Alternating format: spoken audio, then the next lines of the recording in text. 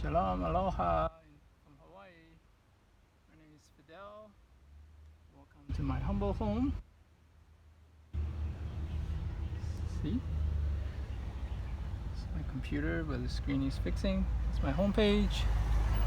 And it has like a sunroof. And here's the back. My keyboard. Anyway,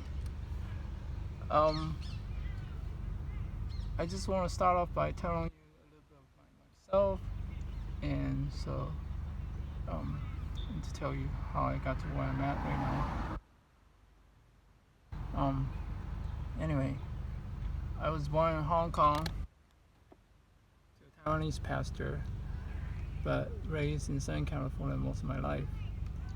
I went to college in Napa Valley in Southern Cal and graduated with a bachelor in advertising design. Then I went to study Bible, music, and world mission at a Bible Institute in Dallas, Texas.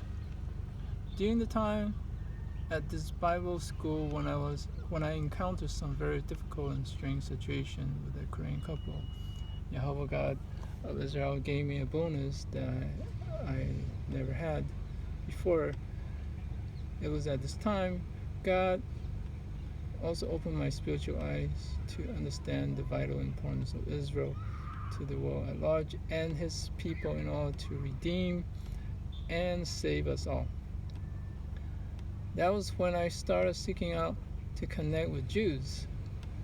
Many more crazy things happened to me even after Yahweh God took me out of the situation at the Bible school, like being tied down to a bed in a hospital in Arizona and got injected to put me out by force against my will, but I will spare you with all the details here. So anyway, I went back to my hometown in Southern Cal, then to Hawaii for a while, then finally God called me to teach overseas in South Korea at a Christian boarding school. With the recommendation of a Korean pastor I was working under as a children minister in Dallas. I also faced a lot of difficulties there. Because of my church background, I decided to step down from my position voluntarily without a fight, but I wept bitterly because I love my students and knew I will really miss them. Then after 2 years, I left to go to Japan to teach there, and after that I went to Hong Kong and China and taught there too. In total, I spent about 7+ years in Asia. During my time in Asia, I also started flying out to Israel every year to keep the biblical feasts with the Jewish people. But about 7 years ago, I was deported from Israel on the ground that I was a missionary, which I was not. I was sent back directly to the States after about 24 hours of delays with several interviews or interrogations. I haven't gone back since then, feeling that I might just get deported again. Since I came back to Hawaii, I did many things and stayed with many people. At first, I stayed at an organic farm volunteering as a woofer. Then I helped a Japanese couple remodel their home in exchange for room. And then I stayed in a Messianic congregation, Filipino pastor, truck and backyard, Spanish pastor's home, some Christian's home, friend's home, and shelter. And now finally I'm here filming from my new home. This car is also my food delivery vehicle for Grubhub. Okay. I bought this used Subaru station wagon recently, about 6 months ago. However, I've been living this van life since the last 5 years or so in another vehicle, a van which broke down about 8 months ago. But I'm still keeping the van, hoping that I could help the next person who is in need of shelter instead of me just junking it. I have The van set up nicely inside, roomy enough to lay flat for a comfortable bed. In the back, with the hatchback door open as a kitchen area with drawers for storage and countertop space for cutting and cooking with propane stove. However, I have so much trouble with the van. I was unable to reclaim my driver license plate. My license plates, even though I just paid $450 to renew my registration earlier that same month, and it's good for another year. Several mechanic friends told me that it was not worth fixing. Plus, I just spent another $700 replacing 2 new tires, a new battery, and an alternator. But the van still didn't work after all that. I want to get back quickly to into doing food delivery, which was my only source of income. So I decided to buy this 2008 Subaru Outback in a hurry from a used car dealer. Although that was not what I really wanted. I paid too much for it, about $8,200. However, just within 2 weeks, my fuel pump went bad, so I had to spend another $200 or so to replace it. Then around the same time, while delivering for Uber Eats late at night in a very dim area, I ran into a chain in front of a customer's parking lot. The chain crunched and mangled my front hood so bad that I had to replace my radiator pipe when it started overheating. Uber insurance will not cover the damage because they said since I don't have full coverage on my own insurance on the vehicle, if I have full coverage, why would I need Uber to cover it? Don't make sense. And then about 2 months later, my front hood flew open on the highway and cracked my whole front windshield so badly. Glass splinters were starting to fall inside my car, so it was so fragile that I had to replace it quickly for safety reasons. It cost me another $300 or so in total. I couldn't get my sunroof replaced, which was also cracked. Subaru dealer is the only place I can find it for over $400 just for the parts, not including labor.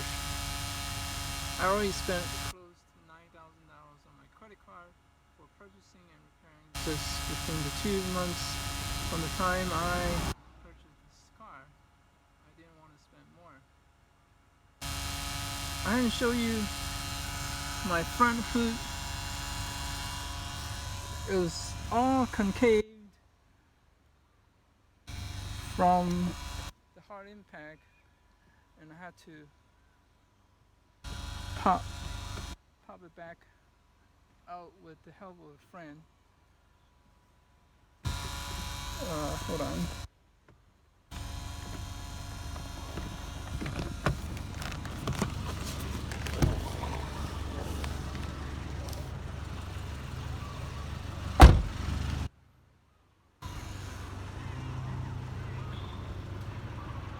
See all these white spots? That's where all the paint came off from the bending and the hard impact, and also the latch is busted. It's not aligned, so I had to put a towing belt on it to keep it down tight. Look how beautiful my backyard and front yard is. It is much cooler and breezy than renting a room in the place in Hawaii, and it's so expensive. So anyway, I will show you the back. That's where I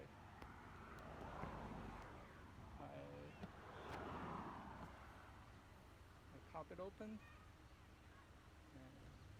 put my suitcase down on my left. This is my kitchen. Like a countertop where I can cook.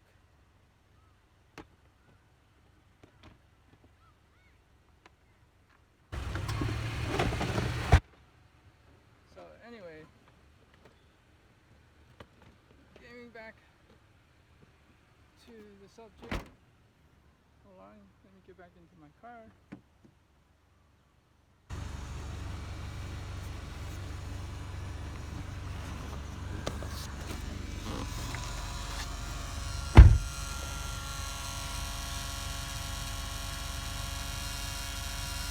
So anyway, even the latch for the car, I can only find it from a Subaru dealer, and they want $75 just for the parts.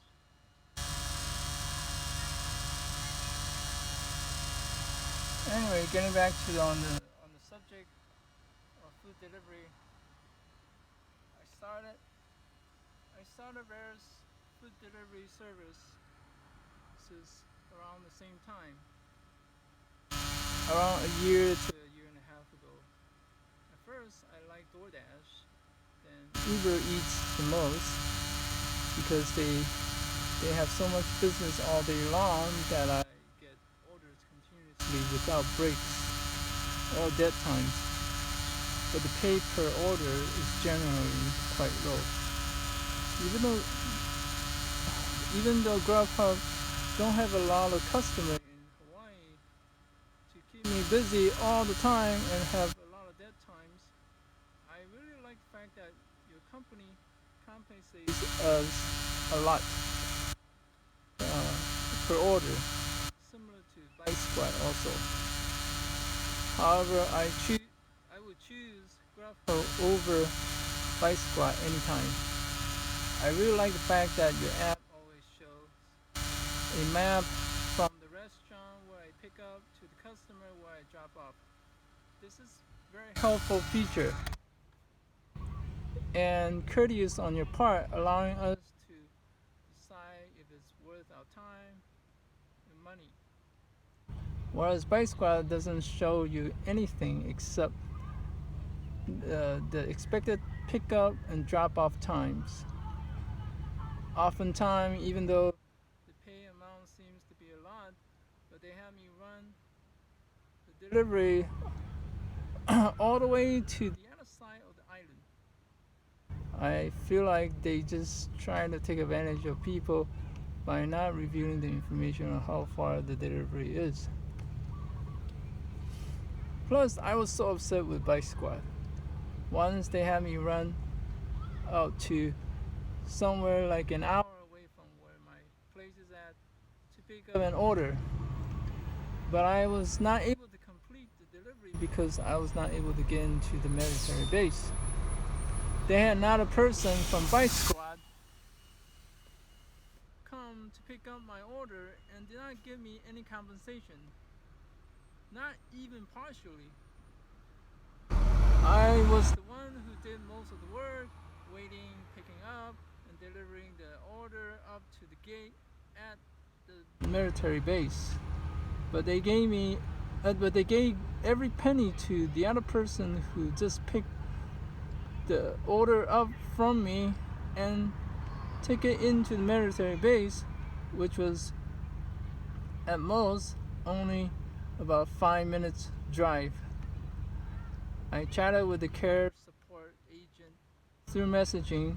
The agent was so rude, uncaring, and lack of empathy, saying that is just the way it is. I told the agent that if I knew Bike Squad weren't going to compensate anything for handing over the order to another deliverer, I would have just run off with the order without contacting care support to resolve the problem. And I complained and requested the agent to take it to their management, who are in charge to make changes to their system in order to avoid any issues like this happen again with me or someone else. The agent response was so nonchalant, saying that the management probably will not make any change. I was so frustrated and infuriated. At least Grubhub and other companies will listen to me, apologize, thank me for the input, and assure me that they filed my complaints for the management who are in charge to review. Moving on to how I have been serving my community. I started serving communities wherever I moved to since I got out of college. In California, I volunteer taught at elementary school and helped as an assistant to ease anxiety of children by playing with them in a children's hospital. In Dallas, Texas, I serve at local churches in children's ministry and help foreign students with their English. When I was in Korea, I tried to volunteer at orphanage through the city program, but I was refused because I was a man. However, they were able to assign me to teach English at an after-school program for kids from low-income families. I became good friends with the principal who ran that program, and he allowed me to hold Shabbat meeting with my students and friends at his school on Saturday when they were closed, so that we can enjoy each other's company with food and games. I also taught them some Torah Instructions and Hebrew language. In Hawaii recently, between the time of my vehicle broke down and before I got this used station wagon I live in now, I walked a lot, and God led me to feed a lot of homeless in Honolulu. I got to a point where I would feed the homeless 3 or 4 times a week with my own food. I would walk about 6 hours dragging a hand wagon loaded with food to and back. There was a time I made 40 peanut butter and jelly sandwiches at every shelter I stopped at. One night, on my way back, I met a group that was feeding the homeless every Saturday, often past midnight. I also started helping them.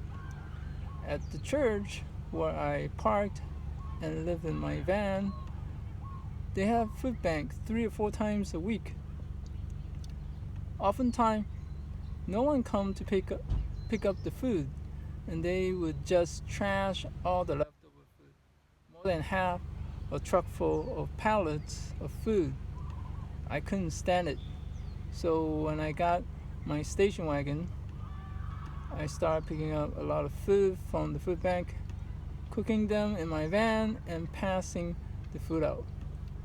During this time, I also met a lady whom I used to stay in the same shelter with. I learned that her husband, whom I also met at the shelter, got killed by a truck while he was on a moped. Now she is homeless. My heart went out to her and wanted to help with more than just handing out food to her, but to help with something more permanent where she can be more secure and provide for herself. That's one reason why I'm interested in creating some simple mobile living quarters, and I'll convert a van or bus into a mobile living and working space. Anyway, with all that said, I will summarize below with a list of things I want to be able to do with the grant I will receive from Grubhub in the order of importance. Number 1 on the list. My main goal is to start a self-sustaining Hebrew international community Jehovah God of Israel had put on my heart. My vision is to help people to better understand Torah instruction through studies and education, and to return to live a biblical, Judaic, and Hebraic lifestyle by learning how to live with Yah, God, His people, and the land in love. This community will exist to also help reawaken the 10 tribes of Israel of the Northern Kingdom, who has been dispersed over 2,700 years ago throughout the world and assimilate into the nations, and help equip them to return back to the land of Israel to reunify with their brothers, Jews, the house of Judah, or the Sun Kingdom, as one nation again, as prophesied in Ezekiel 37. I try to make this community a non-profit organization, so I apply for an EIN number under the name Israel. However, I just don't have the resource, people network, land, and know-how to start the community. Therefore, for all these reasons, I have been seriously considering to attend an online school called Yeshivot Shuvu, in order that I can be more prepared to lead this community. From what I gather, the school will cost me $750 to $1,000 per year, and it will take me 4 to 5 years to complete, so a total cost of maybe $4,000 to $5,000.